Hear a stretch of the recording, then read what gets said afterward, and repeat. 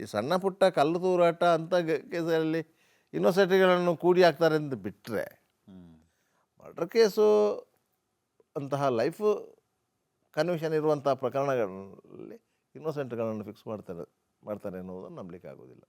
ಹಾಗಾದರೆ ಮಾಡಲಿಲ್ಲ ಅಂತ ಇದ್ದಿಲ್ವಾ? ಮಾಡಿದ್ದು ಇದೆ. ಅದು ತಪ್ಪು ತನಿಖೆಯಲ್ಲಿ ತಪ್ಪಾಗಿರೋದು, ಒತ್ತಡಗಳು ಬರೋದು ಎಲ್ಲ. ಚಿಕ್ಕಮಗಳೂರಿನ ಅರುಣಾ ಕೇಸು ಹಾಗೆ ಆಯಿತು. ಗಂಡನ ಮೇಲೆ ಚಾರ್ಜ್ ಶೀಟ್ ಮಾಡಿದರು, COD ಅವರು ತನಿಖೆ ಮಾಡಿ, ಡಾಕ್ಟರ್ ಮಂಜುನಾಥ್ ಅಂತೇಳಿ. ಅದ ನಂತರ ಒರಿಜಿನಲ್ ಆರೋಪಿಗಳು ಸಿಕ್ಕಿದ್ರು. ಒರಿಜಿನಲ್ ಆರೋಪಿಗಳು ಸಿಕ್ಕಿದಾಗ ಕೋರ್ಟಿಗೆ ಮನವರಿಕೆ ಮಾಡಿಬಿಟ್ಟು ಮಂಜುನಾಥನ್ನು ಡಿಸ್ಚಾರ್ಜ್ ಮಾಡಿದರು ಆ ಕೇಸಲ್ಲಿ.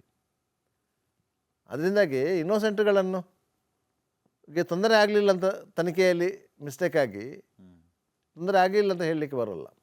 ಆಗಿದ್ದು ಉದಾಹರಣೆಗಳಿವೆ.